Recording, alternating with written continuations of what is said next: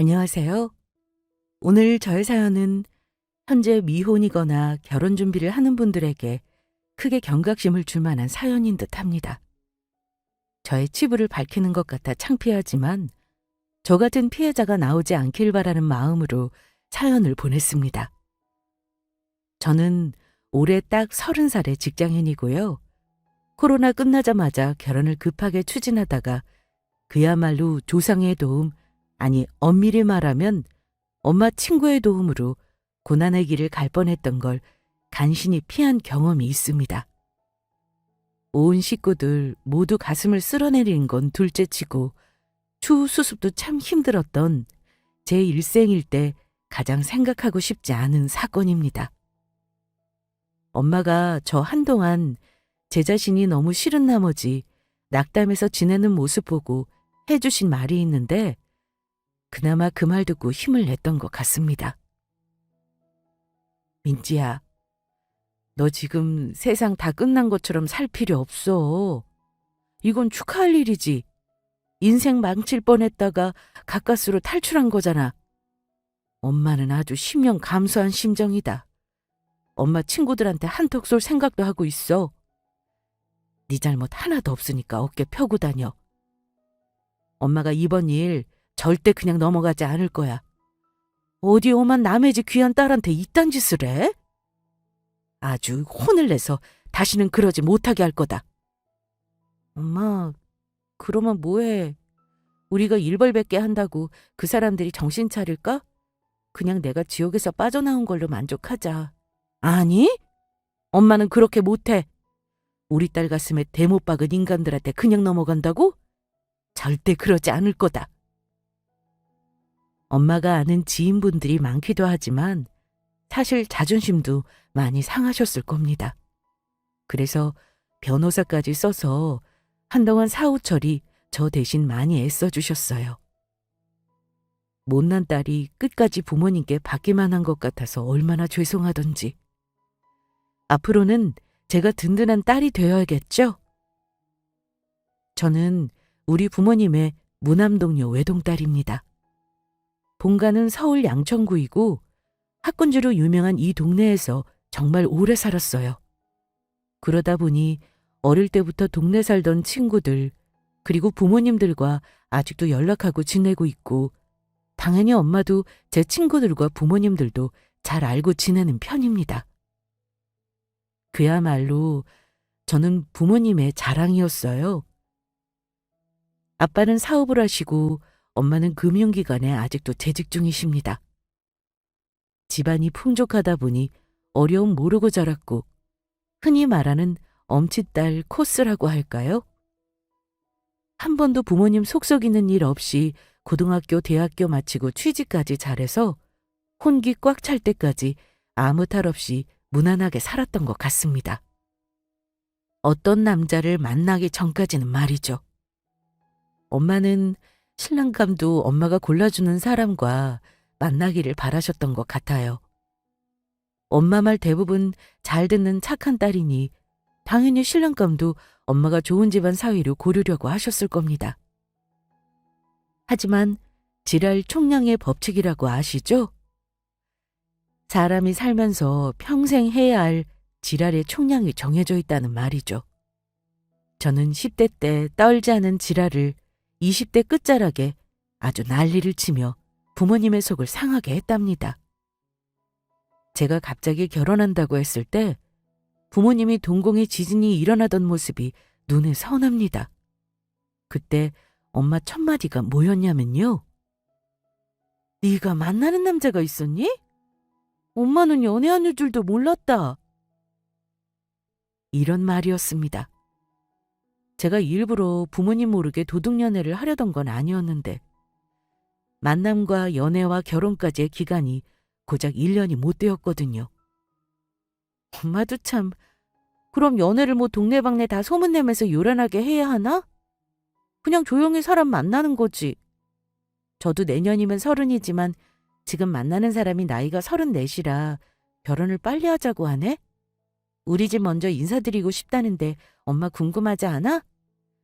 언제로 날 잡을까?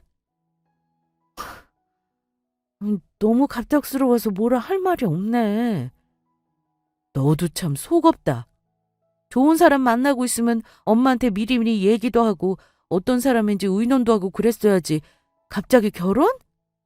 아휴, 엄마는 모르겠어. 29이 뭐 그리 늦은 나이라고 결혼을 급하게 하려고 하니? 만나는 사람이 그렇게 좋아? 결혼을 급하게 하려는 건 아니고 엄마. 결혼을 전제로 사귄 거니까 쉽게 결정 내린 거예요. 나한테 잘해주고 집안 평범하면 되는 거 아닌가? 그래? 아이고, 알았다, 알았어. 그럼 엄마랑 아빠한테 언제 얼굴 보여줄래? 뭐 하는 사람이야? 직장은 멀쩡히 다니는 사람이니? 아이, 그게 직장 생활하는 사람은 아니고 사업해, 엄마. 무역업해서 해외를 자주 다닌대. 코로나 때문에 한창 힘들었다가 지금은 괜찮아졌는지 결혼하자고 하더라고. 다음 달쯤에는 그 사람 집에도 인사할 거야, 엄마. 엄마, 걱정 안 해도 돼. 그 사람 대학교 나보다도 좋은 학교 나왔고 돈도 잘 벌어. 내가 말 안 해서 많이 서운해? 그럼 당연히 서운하지. 아빠는 뒤로 자빠지겠다. 아니, 너 시집 간다고 하면 울지도 몰라 얘. 근데 너 엄마 말 잘 들어라.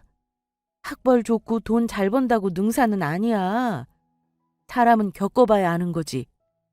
네가 아는 게 다라고 전부 맞지 말고 평생 살 사람이면 이것저것 잘 보고 결혼해야 하는 거야. 일단 네가 좋아하는 사람인데 어쩌겠니. 집에 데려와봐. 얼굴이나 한번 보자. 엄마는 놀라면서도 제가 만나는 사람을 궁금해 하셨습니다만 결혼한다는 말을 반기지는 않으셨습니다. 늘 결혼은 인생 중대사이니 만나는 사람이 있으면 꼭 부모에게 검사를 맡으라는 말을 하셨는데 괜히 엄마 말에 반발심이 생겨서 도둑연애를 했던 것 같아요. 왜 그런 거 있죠? 살면서 늘 엄마 말대로 해왔으니 이거 하나는 내 맘대로 하겠다는 작은 반항심 같은 거요. 지금 생각하니까 엄마는 제가 사람 보는 눈이 없는 거 알고 미리부터 당부를 해놓으신 건데 말이죠. 제가 결혼식만 올렸던 그 사람, 한때는 저를 많이 좋아하는 줄 알았고 사랑했다고 착각한 그 사람은 일단 결혼식은 올렸던 사이이니 전 남편이라고 해야 할까요? 남편이라는 말은 갖다 붙이기도 싫고 남자친구라고 지칭하기도 싫긴 하네요. 어쨌든 전 남자친구는 연애할 때는 저에게 간이고 쓸개고 다 빼줄 것처럼 굴던 사람이에요. 지인 결혼식에 갔다가 저를 본 그 사람이 어찌 알았는지 연락을 해와서는 자기 이런 사람이고 이상한 사람 아니라며 저를 만나보고 싶다는 아주 솔직하고 저돌적인 사람이기도 했죠. 저는 그런 경험이 처음이었습니다. 물론 남자랑 연애 경험이 없지는 않아요. 하지만 저에게 적극적으로 구애하는 사람은 처음이라 그 기분이 나쁘지 않았습니다. 게다가 솔직히 여자는 처음에 외모도 어느 정도 보기 마련이잖아요. 큰 키에 훤칠한 외모도 제 이성을 가리는데 한몫했죠.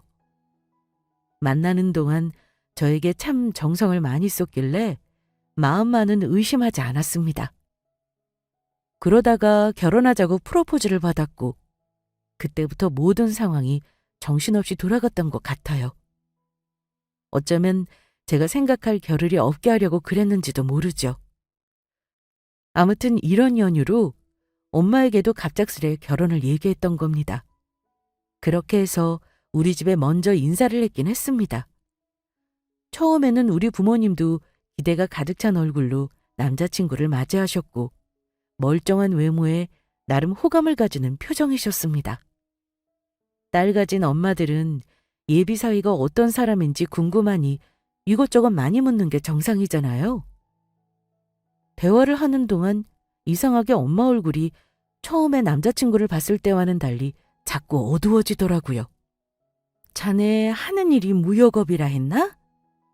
내가 들은 게 없어서 말이지. 혹시 구체적으로 얘기해주면 내가 이해가 좀 더 빠를 것 같은데 그래줄 수 있어? 다른 뜻은 없어. 단지 우리 딸이 결혼하려는 신랑감 뭐 해서 먹고 사는 사람인지는 확실히 알아야 하니까 묻는 거지. 자네도 우리 딸 신분 확실히 알고 사귀는 거니 딸 가진 부모 노파심이라고 이해해주게. 그럼요, 장모님.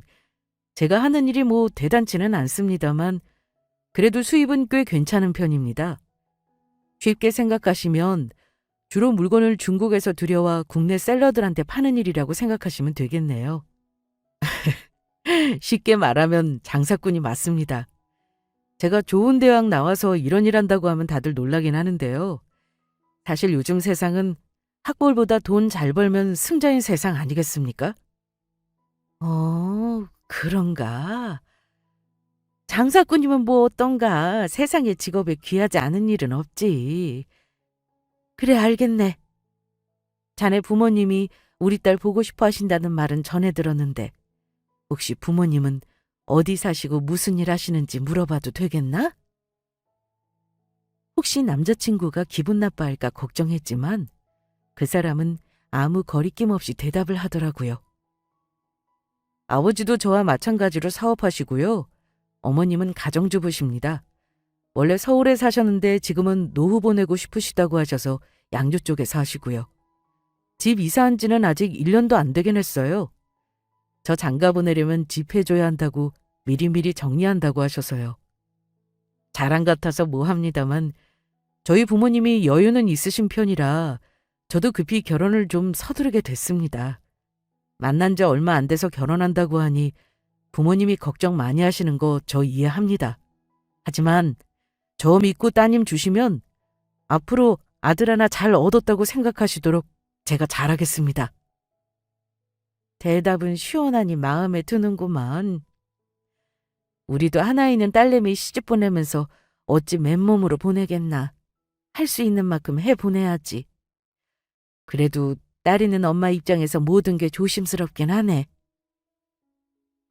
그렇게 인사하러 온 남자친구에게 이런저런 걸 묻고 유심히 보시던 우리 엄마 아빠는 그 앞에서는 전혀 티를 안 내셨지만 나중에 가고 나서 저에게 좀 더 만나보라고 하셨습니다. 남자친구 눈알 굴리는 게 영 꺼림칙하고 마음에 안 든다면서요. 저는 그런 엄마 말을 그냥 딸을 시집 보내기가 아까운 엄마의 걱정이라고 했고요. 엄마는 솔직히 말해 저를 사업하는 사람에게 시집 보내고 싶지도 않다고 했어요. 그리고 왠지 남자친구가 하는 일이 짝퉁 물건을 들여와 파는 일 같다고 하시며 정직하지 못한 일로 돈을 벌면 언젠가 크게 화를 입는다고 걱정하시더라고요. 저는 그때 부모님 걱정은 딸을 시집 보내기 아까워 유난을 떠신다고 가볍게만 생각했습니다. 그 사람 가족들을 만났을 때 저는 솔직히 엄마의 걱정이 다 날아가는 기분이었어요. 남자친구에게 듣기로는 자기 엄마가 집에서 서열 1위이고 아버지는 그냥 순한 분이라고 했거든요. 엄마가 모든 결정권을 쥐고 있기 때문에 무조건 엄마에게 잘 보이면 된다고 하길래 긴장을 많이 했습니다. 그런데 저의 걱정이 무색하게도 어머니는 굉장히 상냥하고 말도 참 잘하시는 분이셨습니다.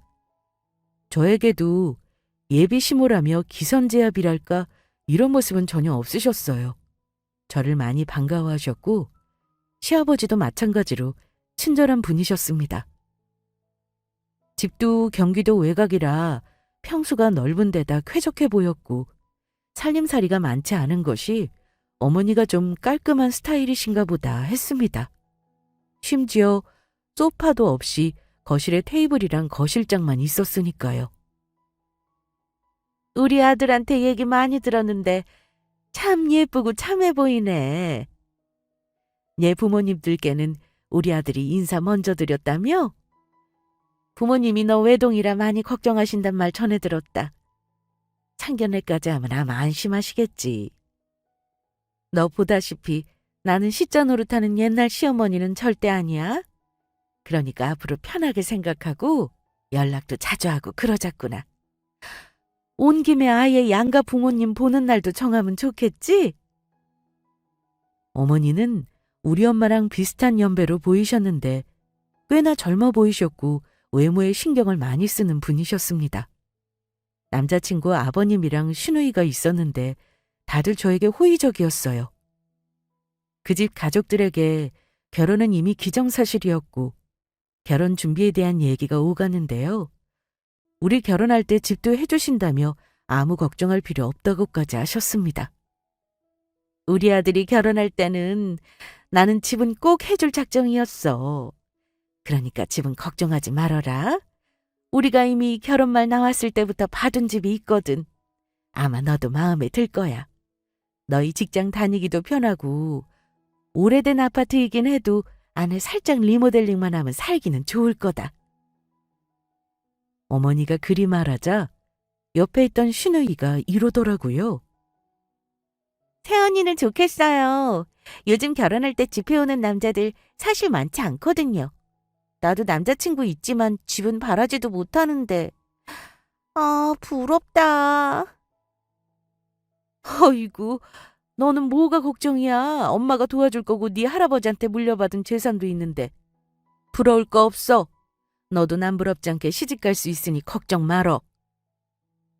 근데 오빠는 집도 해주고 할아버지 재산도 받고 나중에 엄마 아빠 재산까지 받으니까 완전 금수저네 금수저. 언니 지금 완전 봉 잡은 거네요? 언니네 집도 부자라고 들었는데 우리 오빠는 잠재적인 부자? 뭐 굳이 말하면 그거거든요. 내 남편이 우리 오빠라면 나는 안 놓치고 꽉 잡을 것 같아요. 언니, 우리 오빠 절대 놓치지 마세요. 저는 금방 사람과 친해지는 사교적인 성격이 못 돼서 어색한 웃음만 웃고 있었는데요. 그날 오가는 대화를 들어보니 예비시댁이 제가 몰랐던 재력이 있는 집안이구나 싶었습니다. 남자친구 만나면서 종종 자기가 물려받을 재산이 있다, 몇 억짜리 아파트를 해주실 거다 등등 말을 듣긴 했지만 사실 연애 때는 크게 와닿지는 않았었거든요. 남자가 여자에게 잘 보려고 허세를 부리나 생각도 했었고요. 그리고 좋아하는 마음이 우선이지 돈이야 뭐 저도 벌 만큼 벌고 저도 있을 만큼 있다는 생각이었어요. 그런데 시댁 인사 가서 예비 남편 가족들이 하는 말이 들으니 예비 시댁이 굉장한 부자인가 보다 했죠. 솔직히 가난한 것보다는 훨씬 낫다는 마음이었습니다. 처음부터 집 가지고 시작하기 힘든데 선뜻 서울에 집도 해주신다고 하니까 당연히 싫지 않고 좋았죠. 너는 우리 아들 만난 걸 행운인 줄 알고나 있어. 그리고 요즘 세상에 나 같은 시어머니 없을 거다. 우리 아들 잘 살라고 집 해주는 거지 너한테 뭐 챙겨받으려고 해주는 거 아니니까 친정 부모님께도 그리 말씀드리면 된다. 그래서 부모님께도 제가 본 그대로 말씀드렸습니다. 부모님은 제가 그 집에 가서 인사까지 하고 오니 그나마 걱정을 더신 듯 보였습니다. 엄마 입에서 바로 상견례 날 잡자는 말이 나왔고 마치 폭풍이 몰아치듯이 본격적인 결혼 준비를 하기 시작했습니다. 상견례 날 솔직히 저는 예비 시가 식구들에 등장했을 때 내심 놀랐어요. 시어머니랑 시누이는 온갖 명품으로 온몸을 휘감고 나타났더라고요. 우리 부모님들은 자리가 자리인 만큼 너무 브랜드가 편하지 않는 옷으로 신경 써 입고 오셨는데 시어머니는 온갖 브랜드가 난무하는 옷, 신발, 가방으로 치장하고 왔길래 조금 의외이긴 했습니다. 저런 과시를 좋아하시나 싶었고요. 저도 명품에 관심이 있는 편이고 어지간한 건 다 알아보는 편입니다만 저렇게 티나게 꾸미지는 않거든요. 엄마도 살짝 놀라는 눈치긴 했습니다. 어쨌든 첫 만남이 어려운 법인데 예비 시모께서 서슴없이 입을 먼저 여시더라고요. 민지가 누굴 닮아 예쁜가 했는데 안사돈을 참 많이 닮았네요. 나는 우리 예비 며느리가 아주 꼭 마음에 들었습니다만 사돈도 우리 아들이 어찌 마음에 차셨는지요? 아, 네. 우리도 이서방 참 잘 키우셨다 생각했습니다. 우리 딸 예쁘게 봐주셔서 감사하네요. 시어머니가 스스럼 없이 우리 부모님을 대해주셔서인지 다행히 분위기는 나쁘지 않았어요. 남자친구 쪽 부모님들은 역시 저 처음 봤을 때처럼 먼저 제 칭찬을 참 많이 해주셨습니다. 귀하게 자란 티가 난다며 시집 오면 귀한 며느리로 대하겠다고 하셨고, 우리 부모님 역시 그 말에 안심을 하셨어요. 그리고 저에게 말씀하신 것처럼 집은 그쪽에서 할 테니 걱정 말라는 소리도 하시더라고요. 그래도 집이 한두 푼이 하는 것이 아니잖아요. 우리 쪽에서도 돈을 좀 보태서 애들 공동명의로 해주는 것도 괜찮습니다. 혹시 애들 집 해준다고 너무 무리하시는 거면 저희도 보탤 여력이 있으니까 개의치 말고 말씀해 주세요. 아이고, 당치도 않습니다. 큰아들 장가 보내면서 집은 당연히 해줘야죠. 얘기 들으셨겠지만 우리 아들이 나중에 물려받을 유산도 있고 우리 집안 그 정도 여력은 되는 집안이에요. 저는 예단이고 뭐고 간단히 했으면 했습니다만 애들 얘기 들어보니까 평생 한 번이라고 또 대충 하고 싶지는 않은가 보더군요. 오늘 이후로는 제가 새아가 통해서 얘기하면 되겠죠? 예, 그렇게 하시죠. 저희도 그렇게 해주시면 준비하는데 참 마음이 편할 듯 싶습니다.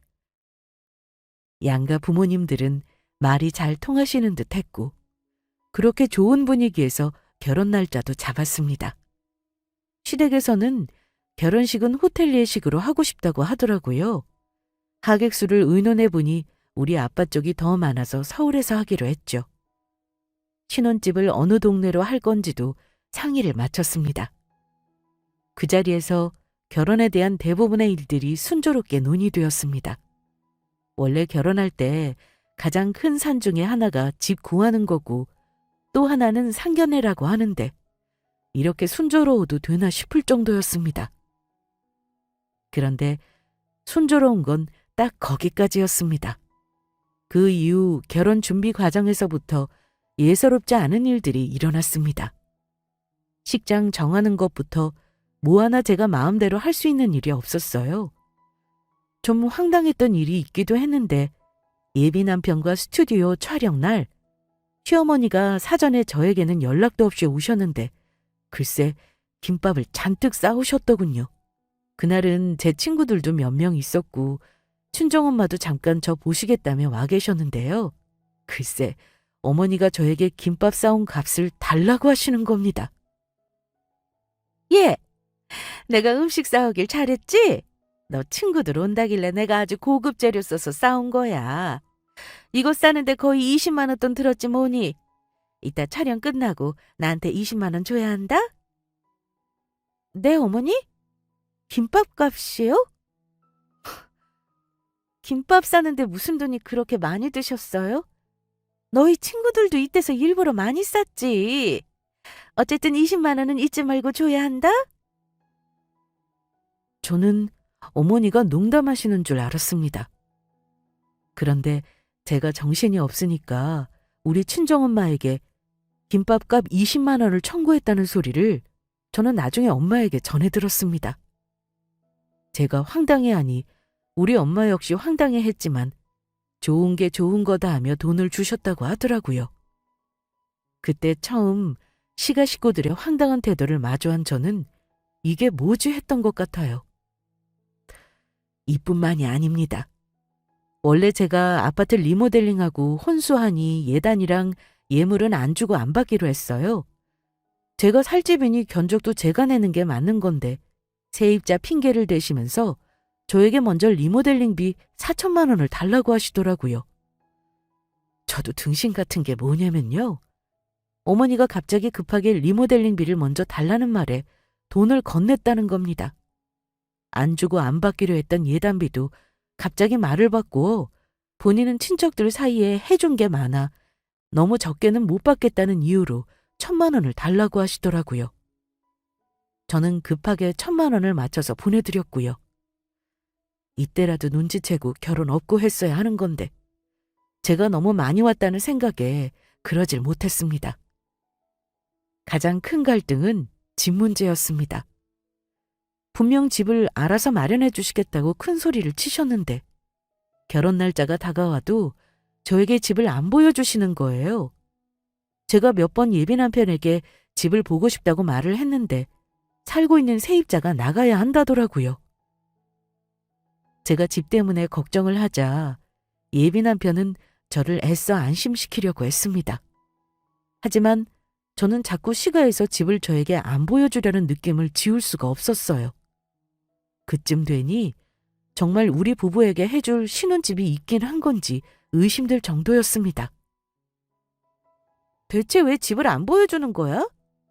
리모델링비를 받아가셨으면 적어도 그 집에서 살 당사자인 우리가 집을 봐야지. 안 그래? 아이, 걱정 말라니까. 그 집 세입자들이 아직 나갈 집을 못 구했대. 요즘 전세가 좀 올랐어야지. 아무튼 기다려봐. 결혼 전에는 비울 테니까 걱정하지 마. 살림이야 지금 못 들여놓으면 천천히 들여놓아도 되는 거잖아. 하지만 결국 결혼 한 달을 앞두고서야 저는 신혼집을 볼 수 있었습니다. 그런데 저는 신혼집 상태에 기가 막혔어요. 도저히 4천만 원을 들인 집이 아니었습니다. 솔직히 도배장판 빼면 무슨 리모델링을 한 건지 알 수 없을 정도였습니다. 어느 여자가 그 광경을 보고 가만히 있겠습니까? 당연히 예비 남편에게 따졌죠. 그때 제 입에서 파운 소리도 나왔습니다. 도대체 내가 준 4천만 원으로 뭐 한 거야? 집 평수가 넓은 것도 아니고 고작 24평 도배장판 200도 안 들었겠다. 나는 이 집에 도저히 살림 못 들여. 그냥 우리 결혼 없던 걸로 하자. 화가 난 저는 정말로 결혼을 엎을 마음으로 길길이 날뛰며 화를 냈습니다. 그런데 그날 예비 시어머니에게 연락이 와서는 저 정말 후되게 야단을 맞았어요. 얘, 결혼을 그렇게 뒤엎자고 할 정도로 너 가벼운 애였니? 그 집 이제 얼마 안 있으면 재건축해. 그런 집에 돈을 들여서 뭘 한다는 거니? 그럼 제가 드린 리모델링비는 돌려주셔야죠, 어머니. 그게 이치에 맞는 거 아닌가요? 뭐, 이치? 너 이치에 맞는 걸 얘기할 입장은 아닐 텐데. 그 집이 아무리 낡은 집이라도 서울이고 무려 6억짜리 집이다. 근데 뭐 고작 4천 리모델링 하라고 줘놓고는 파운까지 2배 올려? 네가 우리 아들하고 지금 관두면 낙동강 오리알 신세 되는 거야. 못 들은 걸로 할 테니까 우리 아들 믿고 더 이상 집 얘기하지 말고 혼수나 얼른 들여놔. 그래도 어머니, 처음 얘기와 다르신 건 저도 속상하네요. 저도 우리 친정 부모님들께 뭐라고 말씀드려야 하잖아요. 이럴 거면 차라리 저도 돈을 절반 보태고 제가 집을 알아볼 걸 그랬어요. 예! 그런 소리 마! 시가에서 집 해준다고 했으면 그저 고맙습니다 하고 기다리면 되는 거지. 혜택 받는 네가 왜 이리 설치는 거니? 살림에 관여는 안 하셨지만 처음에 말이 다른 어머니 때문에 너무 속이 상했죠. 세입자가 나갔다는 말에 다른 거 생각할 겨를도 없이 살림을 들여놓으면서도 이게 맞나 싶더라고요. 이런 건 결혼하면서 흔히들 겪는 갈등이라고 생각했던 저는 정작 힘들었던 건 어머니에게 말을 하지도 못했습니다. 결혼 날짜는 다가오고 청첩장은 이미 다 돌린 상태였죠. 결혼은 무사히 하고 다른 문제들은 천천히 살면서 해결해 가보자 생각했어요. 크고 작은 일들이 있었지만 어찌어찌 결혼 날은 다가오더라고요. 결혼식 당일, 저는 기분이 묘했습니다. 오늘이 지나면 다른 집에서 남편과 같이 살아야 한다는 것도 뭔가 실감이 나지 않았고, 내가 이 집을 떠나면 부모님이 많이 허전하시겠구나 하는 생각이 들며 괜스레 눈이 시큰해지더군요. 하지만 그것도 잠시뿐. 결혼식을 무사히 치르기 위해 우리 가족은 아침 일찍부터 바삐 움직여야 했습니다. 메이크업을 하고 머리를 하고 엄마도 혼수 화장을 하시며 준비를 마치셨어요. 그리고 식장에 도착해 시부모님과 인사를 나누고 남편과도 이런저런 결혼 관련해 얘기를 나누었어요. 신부 대기실에서 친구들과 지인들이 찾아오면 인사를 하고 사진을 찍고 정신없는 시간을 보내고 있었습니다. 결혼식 날 주인공인 신랑 신부는 와주신 하객들에게 인사를 하기도 참 바쁘기 마련이잖아요. 한바탕 친구들이 왔다 가면 엄마 친구분들이 와서 저와 신랑에게 덕담을 해주시고 또 회사 동료와 상사분들이 와서 축하를 해주시고요. 저는 와주신 하객분들께 전부 웃으며 인사를 드렸습니다. 그중에는 저와 한 동네에 살며 중고등학교를 같이 다녔던 친구가 있는데요. 그 친구 엄마도 우리 엄마와 오랜 친분이 있으세요. 저 축하해주러 오셔서는 한바탕 호들갑을 떠셨습니다. 아이고, 우리 민지 오늘 너무 예쁘다. 세상에, 이렇게 한창 예쁠 때 시집을 가는구나. 좋은 시댁 만나서 간다며? 아까 슬쩍 보니 신랑도 아주 잘생겼더라. 와주셔서 감사해요, 아주머니. 지원아, 너도 고마워. 우리 지원이는 언제 너처럼 좋은 신랑감 만나 시집 갈지. 아무튼 민지 축하한다. 근데 말이야, 너희 시모 말이야. 어디서 많이 본 인상이더라. 나이답지 않게 날씬하고 세련돼서 그런가. 분명 낯이 익은데 어디서 봤는지 기억이 안 난단 말이지. 저희 시어머니요? 시어머니도 예전에는 우리 동네 사셨다고 하더라고요. 그리고 사실 우리 시어머니가 좀 흔한 인상이기도 하고요. 그런가? 아까 살짝 인사하면서 보니 나를 아는 눈치던데. 아이, 모르겠다. 아무튼 민지 결혼 축하한다. 너희 시어머니는 혹시 어디서 봤는지 아줌마가 나중에 생각나면 말해줄게. 아유, 오늘 네 인생 최고의 날이 될 거야. 축하를 해주고 가시면서도 뭔가 곰곰이 생각하시는 듯 했고 우리 엄마랑도 한참 얘기를 나누시더라고요. 저는 그 일을 대수롭지 않게 넘겼습니다. 결혼식은 참 빨리 끝났어요. 뭔가 이날을 위해 달려왔는데 이게 뭔가 싶을 정도로 허무했습니다. 그래도 결혼이라는 큰 산을 넘었으니 이제는 잘 사는 쪽으로 마음을 먹었습니다. 남편은 호텔로 가는 차에 타자마자 이러더군요. 아이고, 나는 결혼 2번 하라면 진짜 못할 것 같다. 우리 이제 진짜 결혼했네? 김민지는 이제 내 거가 됐다 이 말이야. 내가 자기 소유물이야? 자기 거라니. 암튼 우리도 우여곡절 많았는데 결혼을 하긴 했네. 양가 부모님께 신혼여행 잘 다녀오겠다는 인사를 드리고 그날 저녁은 둘 다 피곤했는지 일찍 골아떨어지고 말았습니다. 점심 지나고 출국이라 여유롭게 식사를 마치고 공항에 도착했을 때였습니다. 친정엄마가 전화를 하셨더라고요. 딸 걱정에 또 전화하셨나 보다 생각한 저는 안심시켜드리려고 얼른 전화를 받았죠. 그런데 다짜고짜 엄마가 이러시는 겁니다. 얘 민지야, 너 엄마 말 잘 들어? 너 신혼여행 절대 가면 안 돼. 너 이 결혼 완전 사기당한 거야. 너 지금 어디니? 아직 비행기 타기 전이지?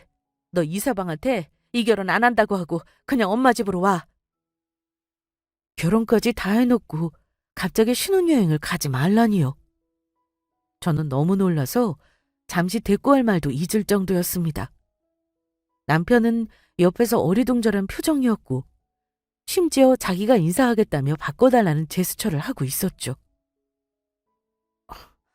엄마, 당황스럽게 왜 그래? 우리 지금 막 비행기 타려던 참인데 혹시 무슨 일 있었어요? 무슨 일이 아주 단단히 생긴 것 같아. 글쎄, 어제 너 결혼식장에서 내가 이상한 소리를 들어서 마음이 안 좋았거든? 네 시어머니 지인들 말이야. 시댁에서 6억짜리 집을 해줬는데 네가 맨몸으로 시집간다고 수군대더라고. 그게 마음에 걸려서 잠을 한숨도 못 잤거든. 근데 오늘 지원이 엄마가 아침 일찍 전화가 온 거야. 갑자기 네 시어머니가 누군지 생각이 났다지 뭐니. 너 엄마 말 잘 들어? 글쎄 네 시어머니 예전에 이 동네에서 아주 제대로 사고치고 도망간 여자라잖아. 어? 사고라니? 대체 무슨 사고? 엄마, 좀 자세히 말해봐요. 엄마는 흥분해서 말을 이어나가셨습니다. 그 여자 10년 전에 이 동네에서 부잣집 행세하면서 사람들 모아 갯돈 모으고 그 돈 가지고 튀고 날랐었단다. 그래서 사기로 고소당하고 난리도 아니었나 봐.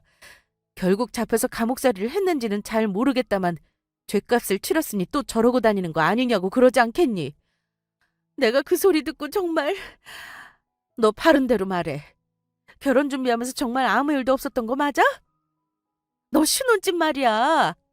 네 아빠가 지금 무슨 문제가 있는지 다 알아봤어. 글쎄 그 집안 유산이니 재산이니 다 거짓말이라더라. 있긴 뭐가 있어. 있는 거라고는 빚밖에 없는 사람들이더라. 너 아직 안 늦었어. 너 식만 올렸지? 혼인신고니 뭐니 아무것도 안 했잖아. 그냥 거기서 집으로 와버리면 그만이니까 엄마 말대로 해. 민지야, 아빠다. 아니 네 엄마 얘기 듣고 더 알아보니까 그 집 식구들이 죄다 질이 나빠. 그 집 엄마가 우두머리고 가족들이 아주 여기저기 돈으로 사기치고 다니는데 이번에는 우리가 제대로 당한 것 같아. 놀라지 말고 들어. 너 신혼집 말이야. 아빠가 등기부 확인해봤더니 그 집 내 식구들 중에 어떤 사람도 명의자 없더라. 황당해서 원. 계약서에 무슨 장난을 친 건지 부동산 달려가서 물어봤더니만 글쎄 매매가 아니고 월세 계약인데 문서를 위조해서 우리한테 보여준 것 같다고 하지 뭐냐. 아무래도 네가 그 집에 준 돈이 월세 보증금으로 들어간 것 같아. 이놈들이 계약을 1년만 한 거 보니까 어떻게든 너한테 다 뽑아먹고 쫓아낼 심산이었던 것 같아. 이걸 왜 지금에서야 알았는지. 사람 많은 곳에 있으니 그나마 다행이구나. 거기서 아예 있을래? 아빠가 데리러 가마. 절대 비행기 타지 마. 엄마 아빠는 당장 공항으로 달려올 듯한 기세셨습니다. 얘기를 들어보니 엄마 친구가 결혼식 날 했던 말이 진짜 시어머니를 본 적이 있어서 한 말이었더라고요. 그제야 머리를 한 대 맞은 듯 앞뒤가 맞아떨어지더군요. 왜 신혼집을 그렇게 안 보여주려고 미루고 저에게 리모델링 비며 예단비 뜯어간 것도요. 그리고 허세 부리며 돈이 많은 척 했는데 그건 저와 우리 가족을 안심시키기 위한 거짓말이었더군요. 어쩜 온 가족이 똘똘 뭉쳐 연기를 할 수가 있는 거죠? 기가 막혔습니다. 아빠가 남편을 바꾸라고 했지만 제가 마무리를 해야 할 일 같아 일단 남편에게 확인을 해봐야 할 듯 싶었습니다. 당연히 부모님 전화 받고 신혼여행은 마음에서 접었습니다. 그리고 뭔 일인가 하고 묻는 남편놈에게 말했어요. 우리 신혼집 말이야. 그 집 자기 명의도 아니고 어머님 명의도 아니라는데 그리고 매매가 아니고 월세라네? 대체 이게 무슨 말이야? 설명해 줄 수 있어? 제 말을 듣고 당황하더군요. 그걸 어떻게 아신 거래? 아니 그게 다 사정이 있어. 우리 엄마가 살려고 했는데 너 알다시피 그 집 되게 오래되고 재건축이니 뭐니 말이 많아서 일단 살아보고 결정하려고 한 거야. 근데 그게 왜? 장모님이랑 장인어른이 뭐라고 하셔? 저에게 되묻는 그 인간이 하도 기가 막혀서 저는 손에 들고 있던 가방으로 그 인간을 후려치며 소리를 질렀습니다. 몰라서 물어? 그렇게 결혼 준비하면서 속을 썩이더니 결국은 나를 속인 거였네? 당신 내 식구 혹시 가족 사기 다니니?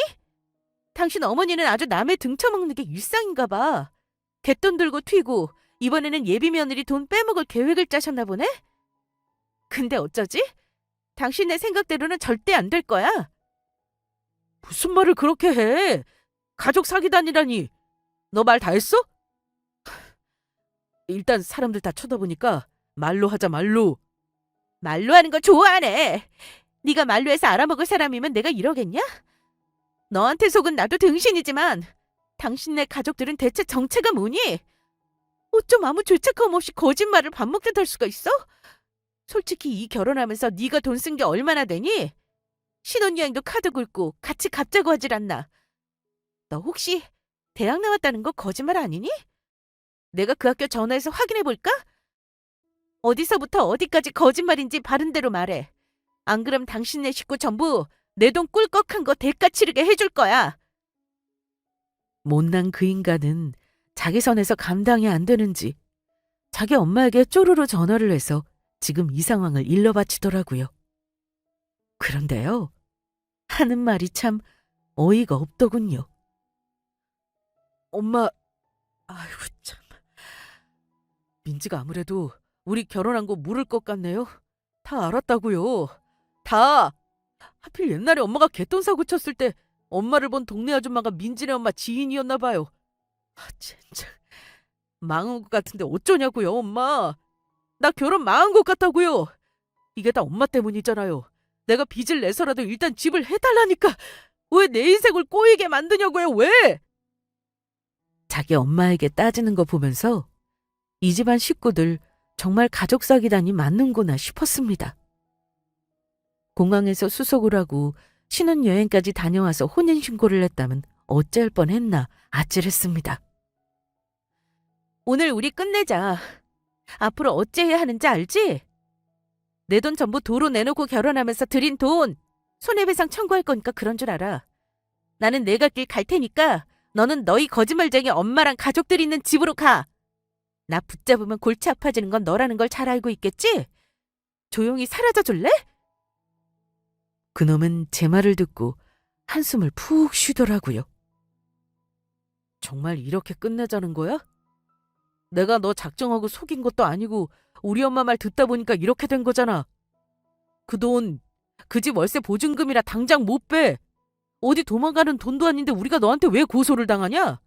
어머니 결혼 준비하면서 네가 쓴 돈인데. 나도 기분 나빠. 내가 엄마 말 잘 듣는 것도 죄라면 죄겠지만 진짜 나도 억울하다. 끝까지 자기는 잘못이 없다고 하고 오히려 억울하다고 하는 겁니다. 그럼 평생 그렇게 억울해하면서 살아. 나는 결혼은 했지만 너네 집 식구 돼서 같이 살 생각 추호도 없으니까. 내가 어떻게 사기친 사람을 어머니라고 부르냐? 난 절대 못해. 그 인간은 저를 붙잡지 못하더라고요. 얼마 후 우리 부모님이 급하게 공항에 도착하셨습니다. 웃긴 건 그 인간은 우리 부모님 만나면 몇 대 맞을 것 같았는지 나중에 얘기하자며 도망치듯 자리를 뜨더라고요. 그 인간과는 그렇게 헤어진 후 저는 부모님과 함께 다시 집으로 돌아왔습니다. 부모님은 뒷수습에 바쁘셨어요. 그 사람 부모에게는 이미 결혼 무른다는 통보도 하신 상황이었고 바로 경찰서 가서 제 돈 받을 수 있게 고소 절차 밟자고 하셨습니다. 저는 부모님 말대로 하기로 했죠. 결혼식 와주신 분들께 축의금을 반납했고 나름 애써서 수습을 했습니다. 그 집에서는 자기들이 무슨 사기를 쳤냐고 난리를 쳤어요. 우리가 별트집을 다 잡는다고 했지만 별다른 대응 없이 고소해버렸습니다. 손해배상은 민사로 해야 한다길래 월세 보증금 넣었다는 제 돈부터 가압류 신청 걸어버렸죠. 그렇게 그 집안과의 악연은 몇 달간 제 돈을 받을 때까지 이어졌습니다. 손해를 전부 메꾼 건 아니지만 저는 이렇게 끝낸 걸 비싼 돈 주고 인생 공부했다고 생각하려고 합니다.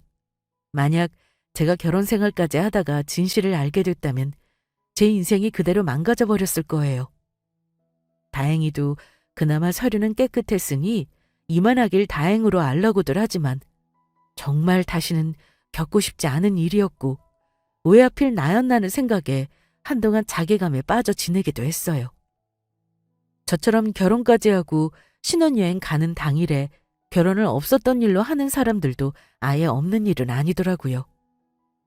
그전에는 간간히 주변에서나 뉴스에서 사기 결혼 당하는 거 보면 도대체 얼마나 멍청하길래 저런 일을 당하나 했는데 그게 저라니. 하지만 내가 겪어보고 알았어요. 작정하고 사람을 속이려 들면 제 아무리 똑똑해도 당할 수밖에 없다는 말입니다. 그동안 경찰서 드나들고 소송 문제도 걸린 것들이 있어서 머리가 좀 아팠지만 이제 거의 마무리되니 이렇게 사연을 보낼 마음의 여유도 생기게 되네요. 사람 일이라는 게 그렇더라고요. 정말 안 될 인연이면 온 우주가 도와준다는 걸 느꼈네요. 아마 앞으로 착하게 살라는 하늘의 뜻이라고 생각합니다. 황당한 건 저를 속이려던 사람들은 끝까지 자기 잘못은 하나도 없다고 하더라고요. 오히려 피해자인 저에게 자기들이 당했다? 뭐 이런 식으로 몰아갔는데 엄마 친구라는 중요한 증인이 없었다면 역으로 당할 뻔했습니다. 지금은 모든 게 정리된 상황이니까요. 너무 걱정은 하지 마셨으면 좋겠고 남의 일이라고 저 멍청하니 뭐니 나쁜 말은 하지 말아주세요. 말씀드렸지만 저도 제가 이런 일에 휘말릴 줄은 몰랐으니까요. 아직은 혼자가 좋지만 저도 좋은 인연이 나타날 거라 믿으면서 제가 잠깐 유부녀가 되었다가 돌아온 사연은 마치도록 하겠습니다. 감사합니다.